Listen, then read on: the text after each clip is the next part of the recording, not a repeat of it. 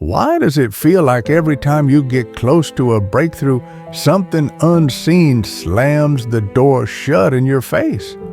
What if I told you the delays you're facing right now aren't random, aren't punishment, and aren't failure, but part of a hidden spiritual blueprint that few people ever recognize until it's too late?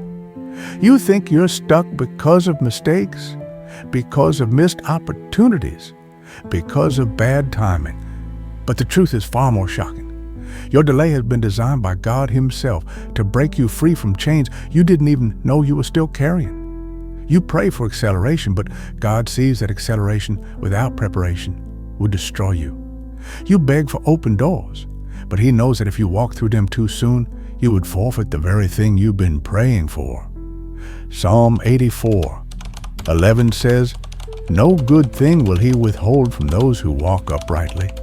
And if you're facing withholding, it's because what you want would not be good for you yet. Few people tell you this because it's uncomfortable to hear.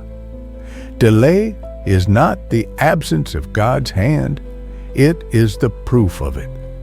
Every delay is a spiritual surgery, cutting away the parts of you that would collapse under the weight of the blessing you're asking for, your impatience, your pride, your secret doubts, your tendency to lean on your own understanding.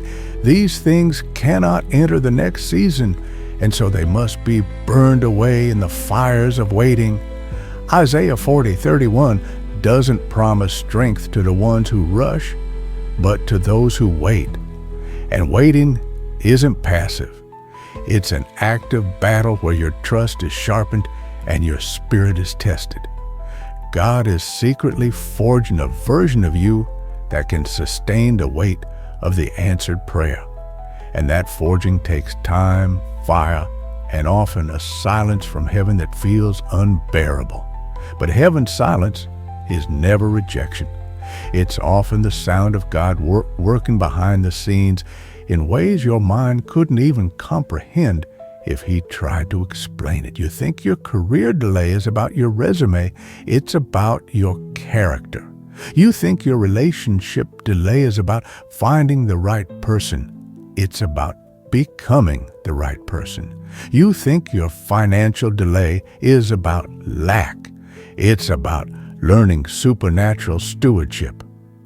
Romans 8:28 says, "All things work together for good," not some things, not easy things, but all things, including this painful, frustrating delay you can't seem to pray your way out of.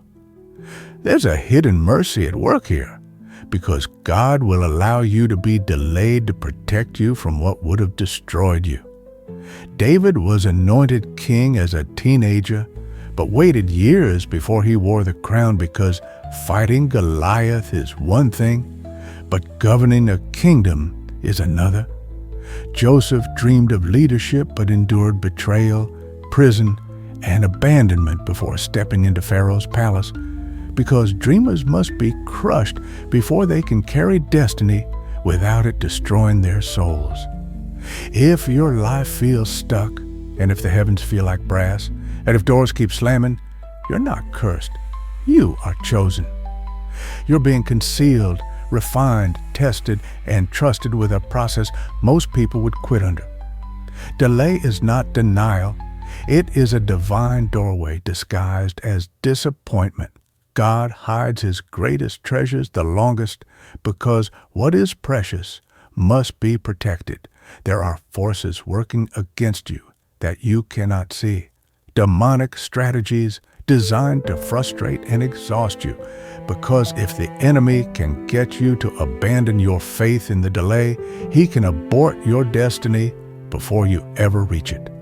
But James 1:4 says, "Let patience have her perfect work, that you may be perfect and entire, wanting nothing." You cannot microwave spiritual maturity.